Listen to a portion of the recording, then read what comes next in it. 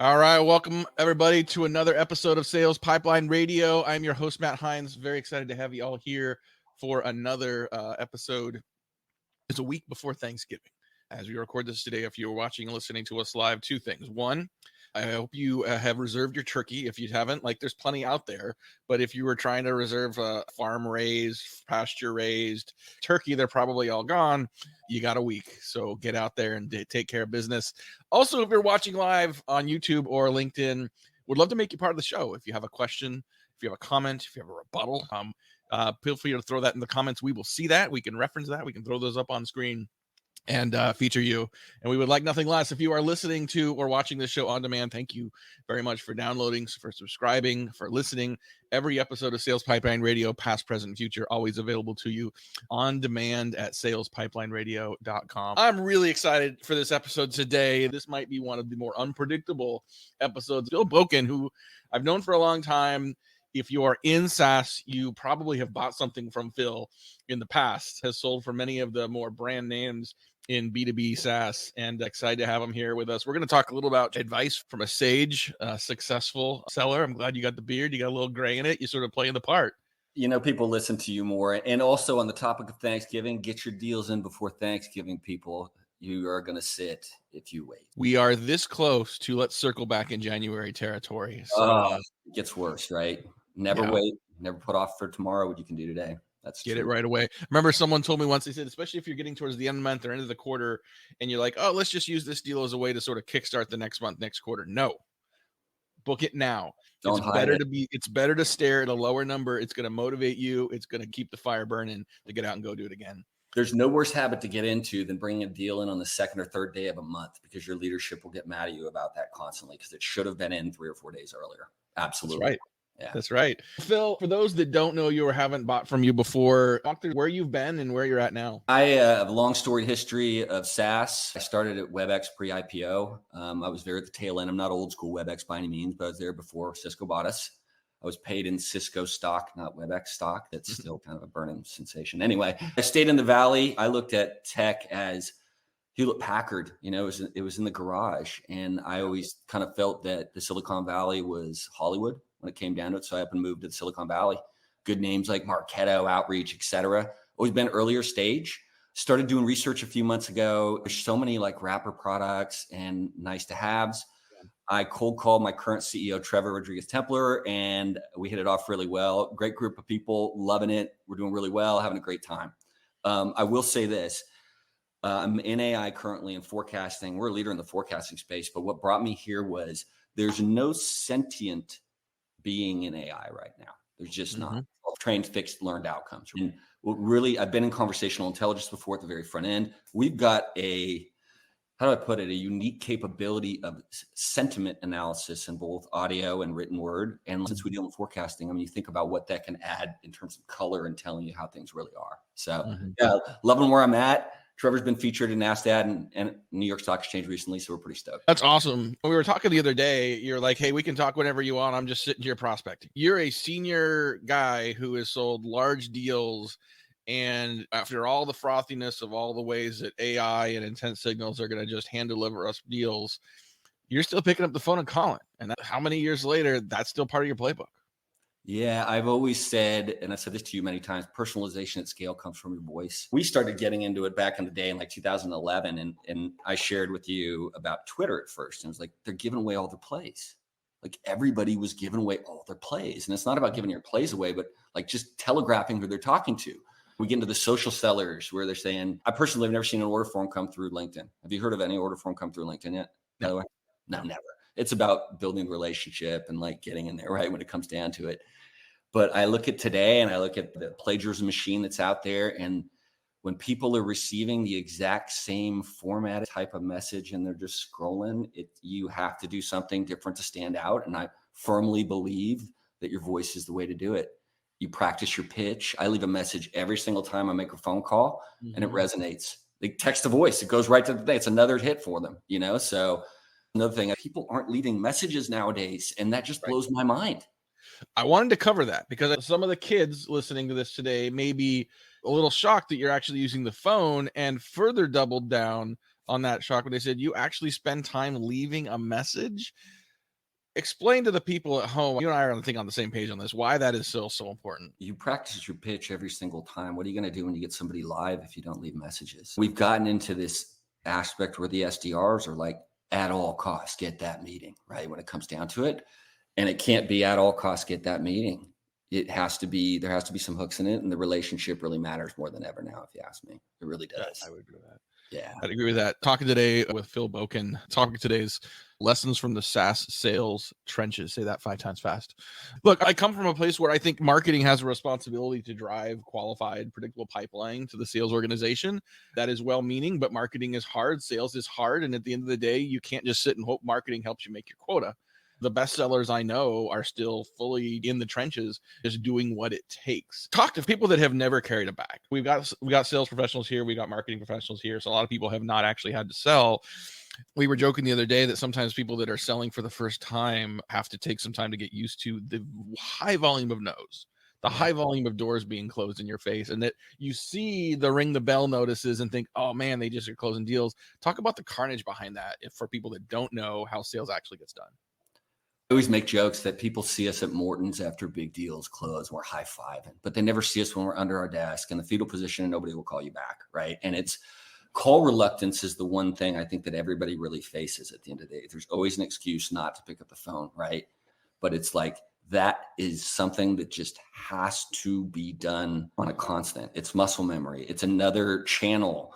You reach people where they are. I think the biggest problem we have right now is the percentages are all down of connect rate when it comes down to it. So you got to be ready when you capture somebody and you have the time with them. Yesterday, I made 46 calls. I connected with 2 people. I left 44 messages, but one was a no, and the other one stretched into a 5-minute basic discovery call where I was led down the path. And you have to be on. You have to be positive every single time. And that's part of that, leaving that message, working on your tone also. Yeah. There's a handful of sales influencers out there that still evangelize what you're talking about. I think of the Jeb Blounds. I think of the Anthony Norinos. Jeb Blount, his tagline is just one more call, just keep going. Talk a little more about call reluctance, because I think it's fascinating to me that you talk to so many people in their profession, the things that they do are the things that they hate the most. You talk to some of the most famous writers, and they will tell you about how much they hate writing. Like Anne Hanley was the first person I've heard use the phrase procrastinating. She's like, whenever I have to write, I have to first go bake a bunch of shit first, so I don't have to write. Call reluctance is real, even for the most successful rep. Causes that? Is it the fear of keeping someone live, the fear of actually performing when that happens? What drives that, and how do you mentally combat that? There's always an excuse. Your mind, it's busy work at the end of the day, and it's a grind. It's not fun all the time, but it's how things get done, right? And you have to put on a suit of armor every day when you get here. You have to literally expect to hear no. The beatings will continue until morale improves. That's basically dialing when it comes down to it. You catch somebody and you talk to them and a little bit of magic happens, and the best time to keep going is right after that happens, because you have that feeling. I mean, you know as well as I do, you can feel it through the phone when somebody's having a bad day or they're not approaching it correctly. It's our best tool there is by far. When you can get to the point where you actually get someone onto a video call. I know we don't like staring at ourselves, and it's a very different function. We're social animals that used to not know what we looked like at all. Now all of a sudden we stare at each other for hours a day. You used to be able to walk into someone's office and you could hit the 4 walls and you get to know who they are. If you're watching me, you're like, okay, I think that's a piano. I think that's a typewriter. I think that's a Husky helmet. You have some things you can reference. Like I could talk to you about baseball clearly from things behind you there. Someone made a ketchup joke in a cold email to me the other day. So like they're trying. Just like I could say, hey, is that actually Willie Mae's signature on that thing behind you? Like, I mean, that's phenomenal. How and when can you use that as a way to either build rapport or just get someone's attention? So once you get a little hook, I think you've earned the right to be more personal, right? I will not disclosing what I do specifically, but I'll build memes around specific use cases for the clients once I get to know them. And when I get that reaction, it's everything, right? I'm looking for a smile or a laugh when I do that. But I'm not sending a cold text. I'm not sending a cold anything off brand there. I want to make sure that I have a little engagement before I'm able to do that. And it's all about using all your available tools to research and find out any nook and cranny. It's not about like, hey, the Pittsburgh Steelers, my God, it's the same case with intent data, right? It's like intent data will tell you what they're doing. You think there's a project there and anything. No, it's a game you have to create within yourself that they're a lead. And you need to hit the right personas with the right message around whatever that is. And if it's interesting to them or there is a project there, they'll talk to you. So it's about personalizing based on the person you're talking to, the relevance, et cetera. I think that plays all the way out to when you get super personal and can make jokes and things like that, you know? Yeah. I think it's also important when you note those things to literally write them down, like whether you're in CRM or whether you're using LinkedIn. Like LinkedIn Sales Navigator has a place to put notes. Salesforce does as well. Things like, what do they like? For instance, like I know you went to Oregon and Arizona. We're not going to talk about Oregon. Last time we're going to use that name in this show, but you're a Wildcat. And I initially brought up, I said like, hey, because I'm a college football fan, I'm like, hey, your Wildcats are doing pretty well. You immediately pivoted to basketball, right? And so, okay, like I need to remember, like if I want to engage you in just small talk moving forward, I should focus on basketball instead of football. I've found over time, like sometimes if you're not getting a response from someone that you want on the contract, or like, hey, what did you think of that proposal? That doesn't work. But like, hey, how about that big win against Duke? You'll get a response right away. It's all about finding out what's important to them at the end of the day. And nothing that is important to me matters. That's the truth of it, right? Yeah, there's a give and take, but I'm here literally at your service with my clients. That's my job. You know, I want to make sure that I get them the right information. I want to make sure I'm giving them proper value in the conversations. It can't be superfluous, and brevity, I think, is key in everything that we do as salespeople, because there's such an inundation in the land. I mean, look at the notice that came out from the set players about how the rules are changing on Google right now. Well, that further emphasizes the fact that we have to personalize and the messages matter. What that says too is where people are worried about isn't that Google is not going to deliver your messages. It's that you have to have your spam alerts under a certain number. So if you have relationships with people on your list, if they are expecting your email, if you have gotten to the point where your interaction is irresistible, not interruptive, where they're like, I love talking to Phil. It's always fun. I always learn something new. You got nothing to worry about. If you're skirting the rules, if you're buying cold lists, if you're sending bad emails, that finally is going to, I think, start to expire. And it's been gone in the EMEA for a while, and it's coming here. For those that are doing good, authentic selling and marketing, you're just going to stand out that much more. Yeah, you know as well as I do, they can opt out, but if it's a personalized actual message to them, there's nothing wrong with sending it to them. And if you make it count, it counts. And they might tell you, hey, not interested, whatever it is, Right. but you're still playing within the rules and you're doing what you're supposed to do to get their attention. 100%. People on this show probably heard me talking about this before. Prospecting, even marketing, it's like driving by someone's house at 35 miles an hour. You're trying to throw something in the mailbox. Most of it's going to miss, right? Some of those voicemails are going to get deleted before they look at the transcript. That's okay. You keep going. And if the next time they see something from you, it's your name misspelled or a bad joke about condiments, is that really what's going to get someone's attention and compel the response you want? We just have a few more minutes, Phil, before we wrap up here. Unfiltered, what do you need for marketing to be successful? Good air cover. And this goes back to John Miller when I was with him at Marketo. Marketing's job is to make the eyebrow go up when we call. So that's all I want from them. If they do that and there's information out there for people to self-shop, they do that. Obviously that happens. I want to make sure that there's information for them to research available out there. That's all I ask. Get me in there, coach. Okay. I'm going to follow up and poke the bear. You don't want leads? Oh, I love leads. I will chase down anything that's handed over to me. Absolutely. And you go to the person that it's handed to you. And then if there's no response, you go around and you start asking questions about the inbound lead that came in, et cetera. So there's no stopping. You just keep going until you get a response. I love leads. Don't get me wrong. I do too. I kind of expect you to go to the place that even a well-meaning marketing team is generating really crappy, unqualified leads and still taking credit for them and expecting me to do something with them. And is not always the case. Hey, no, I love it. As I said, intent data. I love intent data because I treat it as if they are leads, and I look at it objectively about how the personas I'm going to go after. And it's a great game for me to try to get business going. I love it. I want to reiterate that for the people in the back that may not have heard that. You don't need a form filled out to have a lead. The fact that they actually filled a form out to get a white paper is an arbitrary signal. The fact that they actually have exhibited a real pain point or need in their organization is real, and doesn't matter what their behavior is to that point. It's your job to ask the questions around the value your product delivers. And if you ask those questions, you hit a nerve or you don't, one of the two.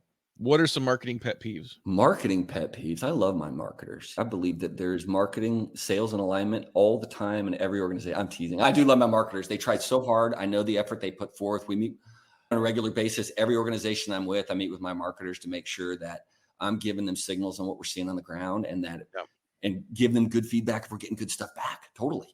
Yeah, exactly. The concept of sales enablement has been a big deal the last couple of years. Sometimes that means technology, sometimes that means process, sometimes that means content. What are some of the best examples of sales enablement you've seen that have really helped you be a better seller? Hands-on has been the best that I've dealt with. There's definite theory that goes on. A lot of it is not the rubber that hits the road. Mm-hmm. I think the best enablement comes from the operators that I know. I'm gonna drop some names here, like you, for instance. I love listening to you. I'm not just saying that because I'm here, but Corey Brays of the world, Craig Rosenfelds of the world. I learn things from people. Let's face it, you go on LinkedIn, you have your Me Too's, look at me, look at me's. Mm-hmm. But the real operators are telling you how you should be behaving without giving away the place. And I take such value for that. Went from that, you know? Yeah. Yeah. Part of what I'm hearing you say is you're sticking with fundamentals like making the call. You know that to be successful, you got to put in the work and keep grinding. You got to put your hard head on a regular basis.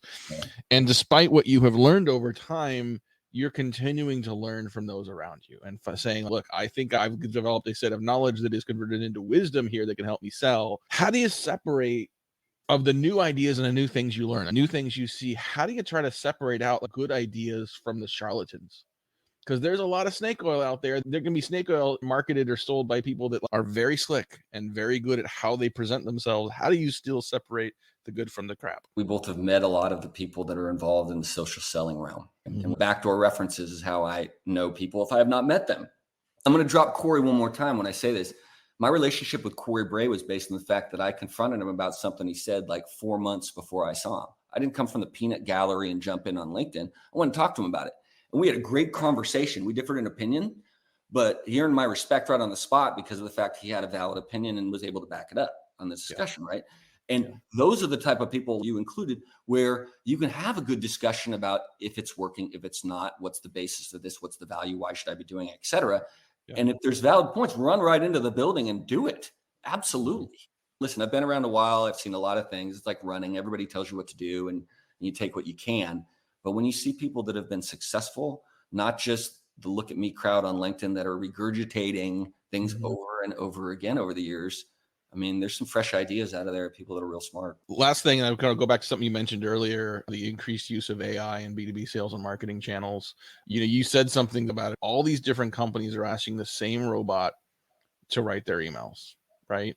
Some companies are starting to train their robots. Here's how we want to sound. Here's how we want to write, and are getting unique stuff. But the majority are just going straight up and just saying, write me an email. So you end up with the same stuff. Sometimes we say when robots sell to robots, I think there's always going to be a human element. There are robots selling today. It's called e-commerce, right? If you're buying or selling something that is that simple and really is a commodity, then we're not needed. But if it's a complex sale, if it's a complex decision, if there's a lot of layers of understanding, the human to human element, I don't see that going away anytime soon. And I think AI can assist in components of that. But I think to look someone in the eye and to shake their hand and to have confidence in the decision you're making because of another person's impact on helping you build that confidence, I don't know. I have a hard time seeing that going away when you've got these big considered purchases. You have to be careful with the openness of this because it'll steal your IP. That's the problem, right? Yeah. It'll steal your IP and it goes into the big plagiarism machine. So the open aspect is terrifying to me. And then how everything looks the same. It's a pattern at the end of the day. You're not going to stand out at all. And you have to be a pilot, not a passenger now. You have to be. Because if you're a passenger, you will be passed by. And it's not so much about the convenience, if you ask me. It isn't about the convenience because you have to personalize what you're doing. I think that AI offers such an opportunity for organizational optics in real positive ways and guidance that we need to take advantage of it. Absolutely. 2 final questions before we let you go. Who's going to win the World Series next year and why? It will not be the San Francisco Giants because Farhan Zaidi needs to lose his job. That's one. That's the only tea I've spilled. This morning's headline is that they're going to sign Ohtani and trade for Trout. They are not going to do anything. They keep saying it's a waste. I would like the Texas Rangers of my new home state to win again, if possible. And what was the other question? Agnostic. I love baseball. I'm happy to see. Yeah. The first question was who's winning the World Series and why. So you got Texas going back to back. Yeah. And then related to Ohtani, like where's he going to land? Dodgers. Most logical explanation is Dodgers. Money, West Coast. They have everything. I would love for him to go somewhere else. I think it'd be interesting. He's been mentioned with at least 15 teams now, right? And I think a lot of that's wishful thinking on behalf of some of those teams that just aren't going to be able to put up the cheddar to get him or get him to go to a location that is not probably what he wants either. $500 million is if he's pitching still. $500 million is not if he's pitching still. I think he takes a short-term deal, maybe 1 or 2 years, and then we see a big boy after that. I saw a headline this morning that said, hey, listen, if you're going to sign Craig Counsell to $8 million a year, that's just the start. Go get Shohei. Get Shohei, re-sign Bellinger. I don't know, trade for Trout. Just build a super team and see what happens. It could be fun. Anyway, all right. Phil Bokan, thank you so much. Always a lot of fun to hang out with you. Thank you for your knowledge and wisdom. Thank you, everyone, for listening and watching. We'll not be here next week, next Thursday. It's turkey time. Hot take, Phil. I'm not doing turkey this year. I like to cook. I like to do meat. I like to smoke meat. I do rotisserie. I do spatchcock. I've done smoked turkey. Not doing a turkey. We're gonna do a ham. We're gonna do a fresh ham, not the spiral ham. We're doing fresh ham to get the crackling. It's gonna be phenomenal. Barbecue turkey, 5.5 hours. Barbecue turkey, indirect heat. And I've never fried a turkey, and some people that just swear by the fried turkey. You got to worry about grease fires. Yeah. I mean, like water is involved with fire and grease. It's a bad idea. Very bad idea. I'm in favor of the deep fried turkey. I'm not in favor of grease fires either. All right. Well, now we'll let everybody go. We won't be here next week. We will be here the last day of November, the week after. Thank you so much for joining us today, guys. Thanks again to Phil. We'll see y'all next time. Take care.